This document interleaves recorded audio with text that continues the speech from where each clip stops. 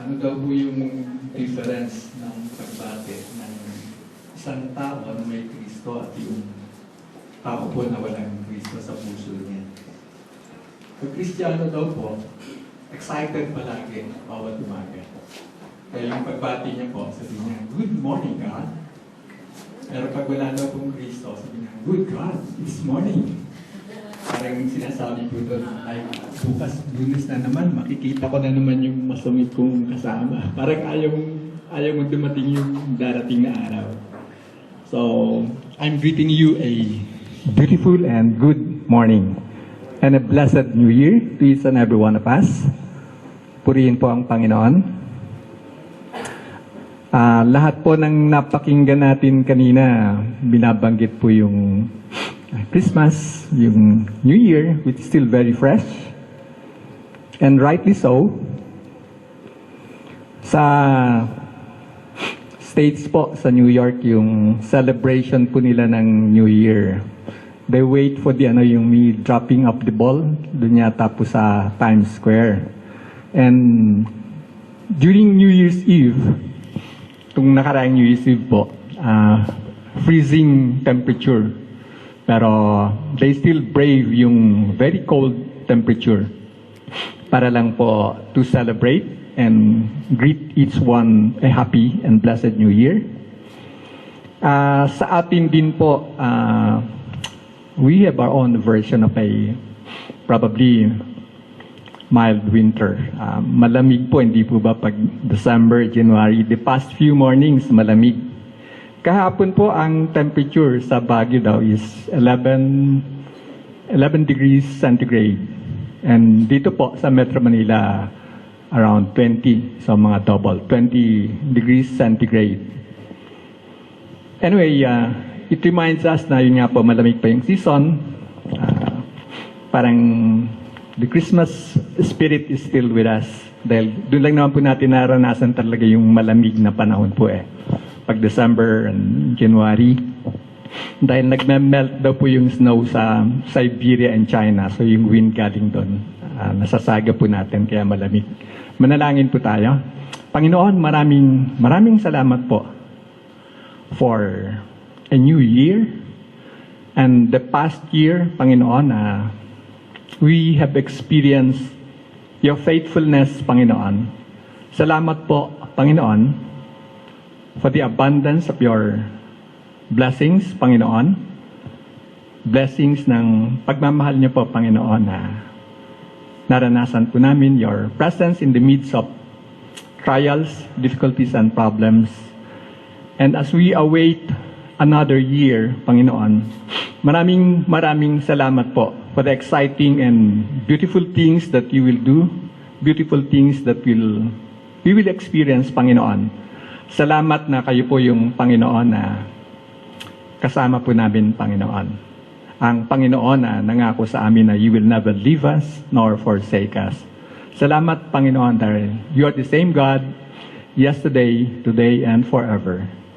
Lord, salamat for this day, the first Sunday of the year that we can worship you in spirit and in truth. Lord, we acknowledge now we are not worthy of anything, Panginoon, but by your grace alone. Salamat sa forgiveness of our sins, Panginoon. And Panginoon, sa aming praise and worship, may your name alone be exalted. May you increase and may we decrease. In Jesus' mighty name we pray. Amen. Sabi po ni Pastor Nards, yung topic daw po na inassign niya sa akin is God's design for the family. Alam ko po, nagpaplano po tayo for this new year. And magandang bagay po yun. Ang magandang plano rin naman po sa buhay natin. Alam po natin yung Jeremiah 29:11. For I know the plans I have for you, plans for welfare, to give you a future and a hope and not for calamity. Sapagkat alam ko ang aking mga plano para sa inyo, at ang planong ito ay para bigyan kayo ng pag-asa at kinabukasan, hindi upang mapahamak. So God has a design for us to be His family. Again, almost 2 weeks ago na po yung nakaraan when we celebrated the birth of our Lord and Savior Jesus Christ. Gusto ko po yung dalawang line and verse dun po sa birth of the Lord Jesus Christ, yung sabi po dun sa Saint Luke o si San Lucas, yung account niya po says it beautifully in Luke chapter 2 verse 10. For unto you is born this day in the city of David Christ the Savior our Lord. Sapagkat sinila ngayon sa bayan ni David ang inyong tagapagligtas, ang Kristong Panginoon. The same can be said sa atin during that moment na tinanggap natin si Kristo sa puso at buhay natin, na sinilang si Kristo sa ating mga puso at mga buhay. Maganda rin po yung account ni Saint John sa beginning po nung first chapter. It is very appropriate. Sabi po niya, in the beginning was the Word, and the Word was with God, and the Word was God. Sa pasimula ay ang salita, at ang salita ay kasama ng Diyos, at ang salita ay Diyos. So yung nagsalita po sa creation, may kasama daw. In the beginning, referring dun po sa first chapter of Genesis. In the beginning, God created the heavens and the earth. So yung pong text ni Apostle John, it echoed yung sinasabi po doon sa Genesis, the beginning of everything. Maganda po yung account po ni Saint John kasi doon po sinasabi yung in the beginning was the Word, and the Word was with God, and the Word was God, and the Word became flesh. Yung ibang translation sabi po doon, and the Word was incarnated, coming in the flesh. Or yung ibang translation po, sinasabi, He tabernacled, or He dwelt. He dwelt among us. Yung account po ni John echoed what God has done for us. That God Himself created this beautiful world or universe. Yung sinabi po dun sa Genesis chapter 1 na, in the beginning, God created the heavens and the earth. Nung nilikha po ng Panginoon ang sang nilikha, ginawa niya po ito na may kaayusan. He made it, or He created it in an orderly fashion. Sabi po dun sa Genesis, the earth was formless, empty, and darkness. Wala daw pong hugis o it was in chaos. He created this beautiful world or universe. He formed everything in this manner. Nung first day po ng creation, ang unang nilikha niya po yung light. Sabi po niya, let there be light, and there was light. Then sa second day, nilikha niya po yung sky to separate yung water sa earth and yung water sa itaas, yung vapor and rain. On the third day, He created po yung lupa, yung dagat at mga halaman. Nung ikaapat po na araw, nilikha po niya yung mga liwanag or tanglaw sa sangkalangitan. Ang araw, ang bituin at ang buwan. Nung panglimang araw, nilikha niya po ang mga ibon at mga isda sa dagat. Nung pang-anim na araw, nilikha niya po ang lahat ng mga hayop, mga animals and livestock. And finally, He created man. During the first 5 days, in its stage of creation, sabi po ni God, it was good. Maganda ang nilikha ng Panginoon. Pero on the final day, after the creation of man, sabi niya po, it was very good. Superlative po yung degree. May nabasa po ako na na isang paraphrase, sabi po doon, and God gazed at what He had made, and it was very beautiful. Napakaganda ng nilikha. Lahat ng nilikha ng Diyos. Kaya tayong lahat po ay maganda, mahalaga po sa Panginoon. Ang tao lang naman po yung tumitingin sa panlabas eh. Sabi po sa salita ng Panginoon, ang Panginoon tumitingin sa puso, pero ang tao tumitingin sa panlabas na anyo. Nang nilikha po ng Panginoon ang sangnilikha, kasama ang unang ninuno po natin na si Adan and later si Eva, ito po ay isa pong kapahayagan ng kahalagahan po natin, supreme value. We are of supreme value to God. Nilikha po tayo ng Panginoon ayon sa kanyang wangis or own image, na ang ibig pong sabihin ay meron po tayong tatak or stamp of God's being in His image, means representation. Hindi po siya physical. Kasi ang Panginoon, ano po siya? Spirit. Kaya sabi po dun sa John 4:24, God is Spirit and those who worship Him must worship Him in spirit and in truth. Si Christ, nagkatawang tao po para makasalamuhan natin. Pero hindi po sinasabi na ang anyo ni God sa heaven is ganun-ganun po. Actually, hindi po natin makikita si God in a physical form sa heaven, kundi sabi po sa Bible, it's just a bright light. Pero dahil po sa kasalanan, yung wangis po, the image of God in man has been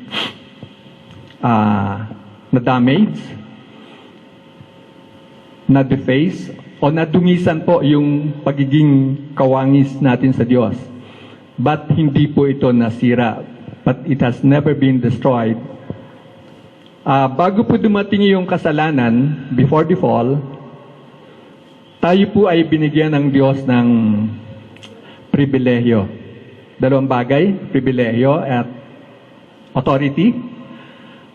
Because we were invited. So pag in-invite ka po, there's an equal participation. There is a partnership. Invited by God to become co-creators with Him in the perpetuation of the human race. Yung unang ninuno po natin, of course, si God na-create. Pero later on, through Adam and Eve, nagkaroon po ng procreation. Sabi niya, yung humayo kayo at magpakarami.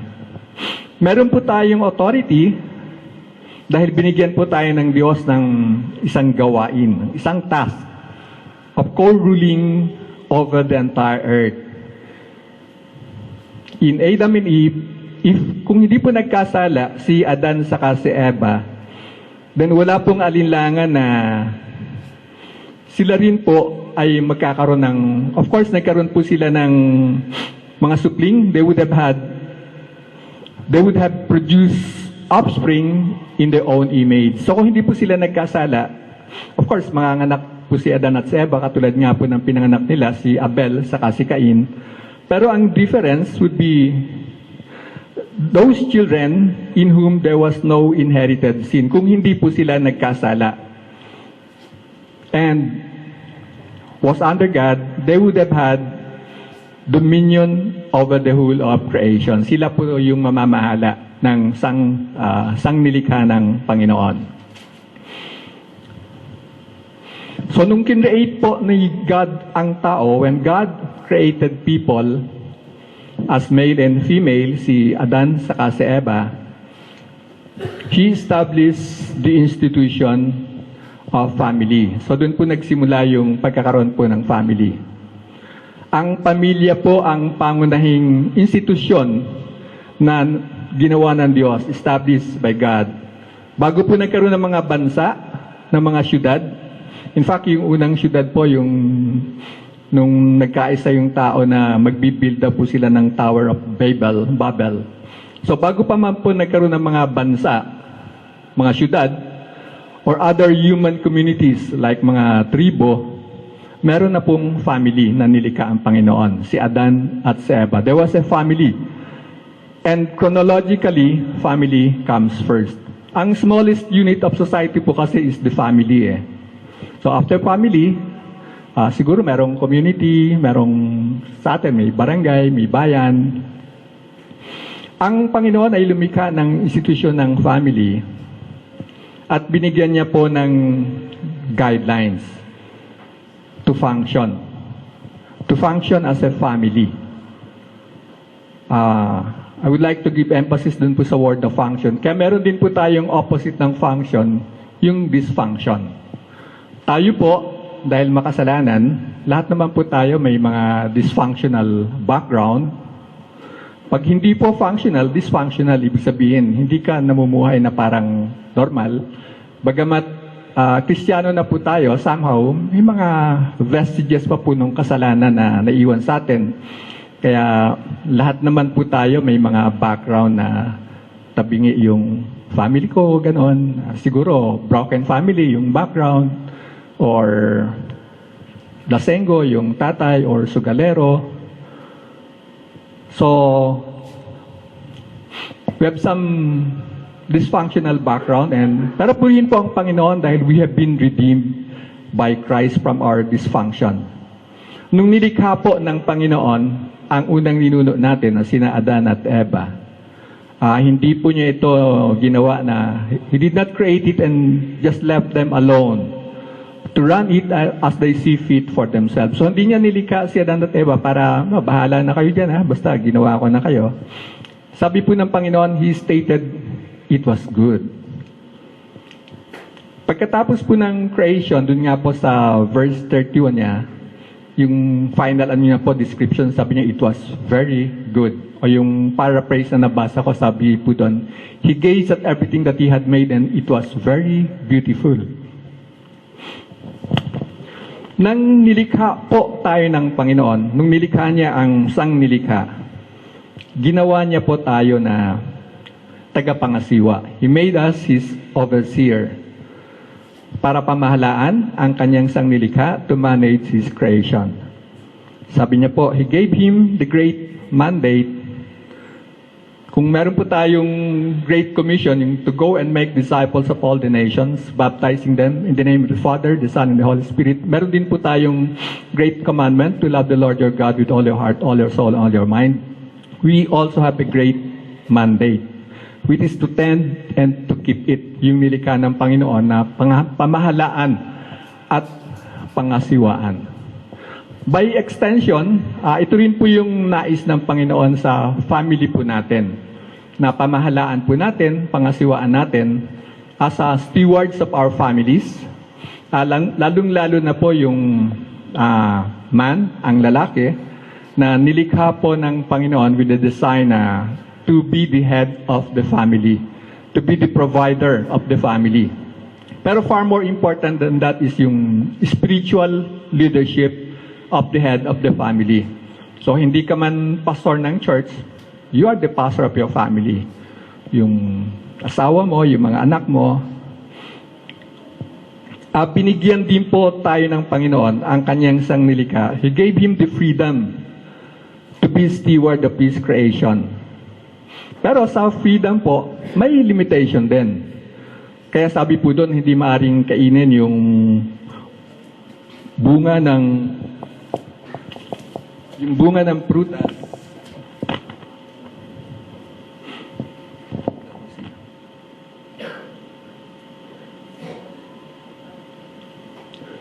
Sabi niya, makakain mo alimang punong kahoy sa halamanan maliban sa bunga ng punong kahoy na nagbibigay ng kaalaman tungkol sa mabuti at masama.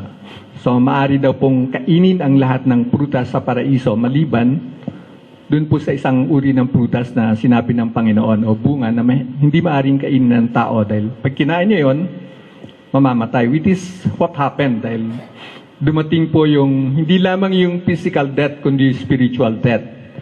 Si Adan po saka si Eva, sana po kasi kung hindi nagkasala, mabubuhay po sila forever. May eternal life, manganak at buhay sila habang panahon. Pero dahil dumating nga po yung kasalanan, dumating din po yung una, physical death, and secondly, yung spiritual death. Yung sabi po ng Panginoon na ang kabayaran sa ating kasalanan, the wages of sin is death. Ang family po in a sense, is a microcosm, a reflection of a miniature paradise. Yun po yung nais ng Panginoon na mangyari sa Kanya pong mga anak, sa Kanyang mga lingkod. Na sana yung tahanan po natin, parang munting paraiso po yun na kung saan yung family, maligaya sila dahil sa pag-ibig ng Panginoon, yung unconditional love and acceptance. Of course, hindi naman po tayo perfect, nagkakamali pa rin po tayo. Kaya po kung minsan, lalo na po sa families na wala po yung Kristo, hindi po nakapagtataka na yung ibang anak, napapariwara, may nagdadrugs. May nabasa po akong isang joke, sabi po doon, let me see. Parang humingi daw po siya ng counseling. Sabi niya po, humingi siya ng payo. Sabi niya, yung asawa ko po, ganito Basta may sinabi siyang negative kung nagsusugal ba o ano. Yung anak ko naman po lalaki, nagda-drugs. Yung anak ko pong babae, umiinom. Tapos sabi ng counselor sa kanya, wala ka bang masasabing positive sa family niyo? Meron po. So, ano yan? Ako po, SIB positive. Negative pala po. So, God created families to be a reflection of a small paradise on earth. Again, we do not have a perfect family here on earth. Lahat po tayo nagkakamali, nagkakasala pa rin po. Sa freedom, bagamat may kalayaan po tayo, kaya sabi po doon ng Panginoon, hindi mo maaring kainin yung pinagbabawal na prutas. He gave man boundaries or limitations. Kung may freedom po tayo, meron din po tayong responsibility. Freedom entails responsibility. Sabi po, with the privilege comes responsibility. So when God gave us the mandate to tend and to nurture yung creation niya po, ang nais po ng Panginoon is for us to use it for our own good, not to abuse. Kumusta po yung family natin? Again, by extension in our families. Meron po bang limitations? Meron po bang boundaries? Meron po bang mga responsibilities yung mga anak po natin in particular? Maganda po na yung mga bata habang maliit pa, natitrain po natin na magkaroon ng responsibility. At least yung mga siguro paghuhugas, pagliligpit, paglilinis. Pero if we violate if we do not obey God's will in our life, sabi po doon kay Adan at Eva, yun nga pag kinain nila yung pinagbabawal na prutas, sabi doon, mamamatay ka. So again, by extension, sometimes, pag sa family po natin na violate po natin yung kalooban ng Panginoon, something inside dies when we disobey God. So yung family nagkakaroon nagkakaroon ng nagiging magulo, nagkakaroon ng conflict. Sometimes may ibang family po na maring yung mister nila responsible as a financial provider. Kung minsan narinig po natin, nababasa natin na it applies to non-Christians na yung mga nagloloko na mister nila, sabi nung ibang asawang babae, hindi na bali po basta importante naman umuwi pa rin sa bahay si mister So natotolerate po yung dysfunction in the family. So hindi na siya functional, hindi na siya normal. Wala pong boundaries. Or sometimes kung merong manginginom, again, probably sa mga hindi po believers, kung minsan na pagtatakpan po ng housewives, sinasabi po nila, pag lang naman si mister, pag lasing lang siya, saka siya nananakit. Pero mabait yung mister ko, mapagmahal yan. May isa nga po akong book na nabasa yung women. I think this applies naman do sa unbelievers. Women who love men too much. Ang author po si Robin Norwood. Yung daw po mga babae na yan, natotolerate po nila yung mga asawang lalaki na may mga vices, naglalasing, tapos paglasing nanakit o ng bababae, na totolerate po nila kasi yung mga babae daw po na nagmamahal sa ganung asawa, yung sense of worth po nila, yung sense of significance, doon po nakadepend sa yung pag-care nila doon sa lalaki. Parang pag hindi ko siya pinabayaan, parang mamahalin niya ako. Parang doon sila nakakaramdam ng kahalagahan, hindi sa Panginoon. So sometimes wala pong boundaries. And in those situations, yun po yung sinasabi ng mga counselor, psychologists na codependence. Hindi ko alam kung meron tayong kilalang gano'n na natotolerate marahil yung anak, yung asawa, dahil ang ostensible reason nila is, mahal ko siya eh. Well, maganda na mahal mo siya unconditionally, pero not in such a way na doon ka nagdodraw na ng significance and strength. Dahil yung significance po natin, yung value po natin, nakadepend lang naman po sa unconditional acceptance po ng ating Panginoon. You are important. You are of worth sa ating Panginoon. Bagamat ang layunin po ng Diyos sa pag-create ng mga tao, people, through whom He could reflect yung pag-ibig po niya at para mamahala po sa kanyang nilikha, sa sangnilikha, ay temporarily na-frustrate po ng kasalanan. Ang layunin pong ito ng Panginoon, katulad po ng sinabi ko na sabi niya, may magandang plano, may magandang layunin ang ating Panginoon para sa ating mga buhay. That purpose will yet be fulfilled. Magkakaroon po yun ng katuparan. It will be achieved through God's redeemed people. Tayo po yung pag-asa ng Panginoon. Again, I mentioned kanina na the smallest unit of society is the family. It can be achieved through God's redeemed people. Tayo po yun. The church, yung kanya pong bayan.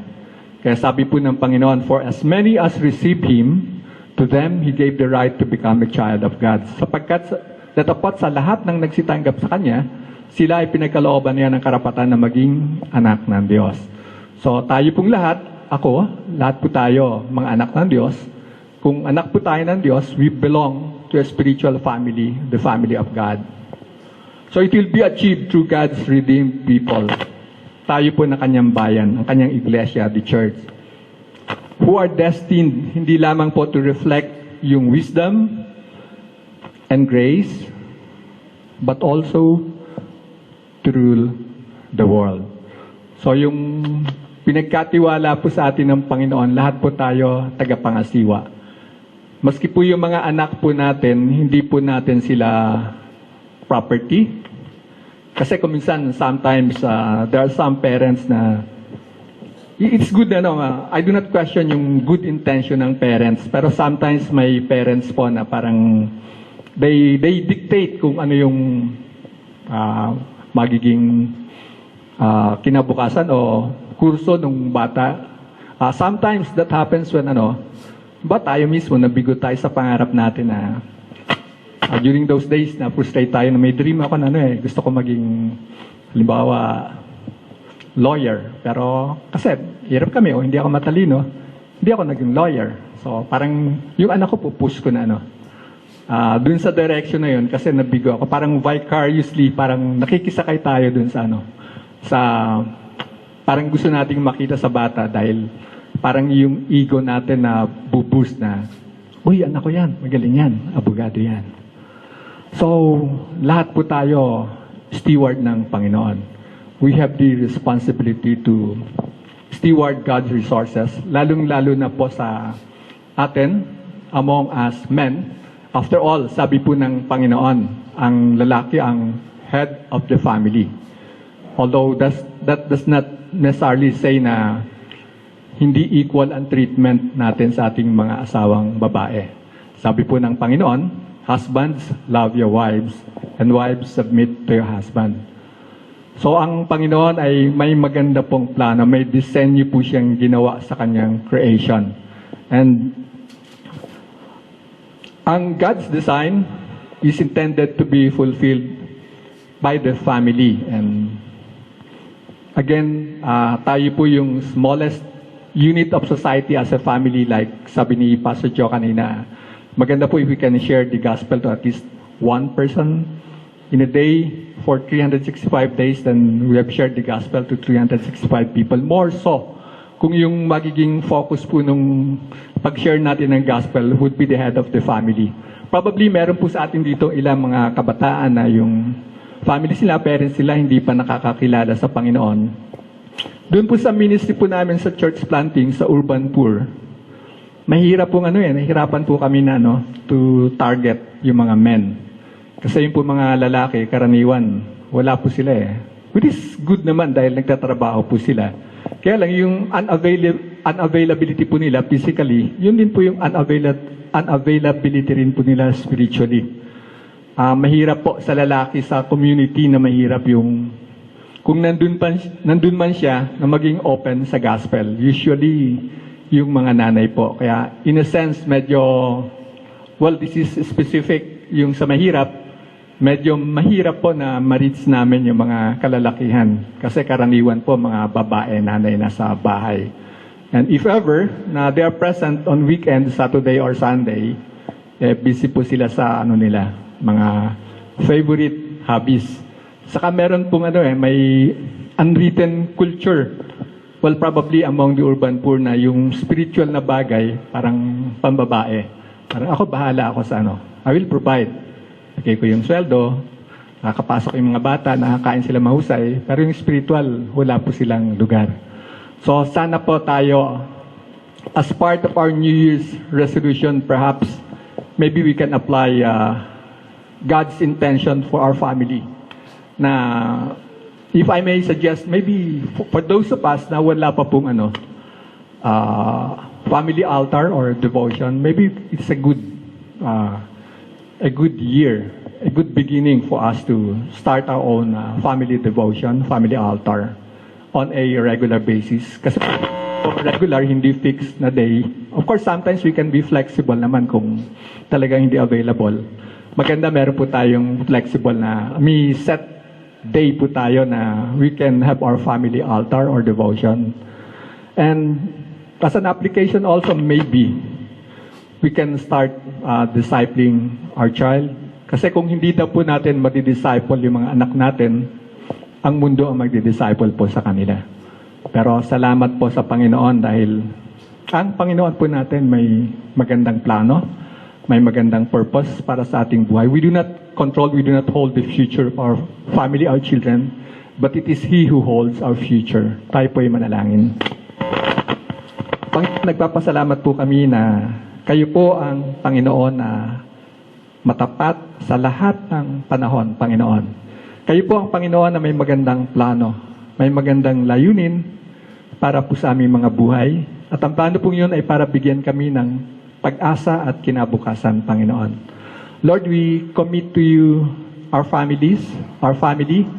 Panginoon, na sana beginning this year, Panginoon, we can be more closer to you. Panginoon, so that we can be closer to each other, to our wives, to our children, that we can nurture them in the grace and knowledge of our Lord and Savior, Jesus Christ, Panginoon. Maraming salamat, Panginoon, na kayo lamang, Panginoon, ang who will enable us to do, Panginoon, sa mga responsibilities na dapat po namin gawin. We acknowledge, Panginoon, na apart from you, we can do nothing, Panginoon.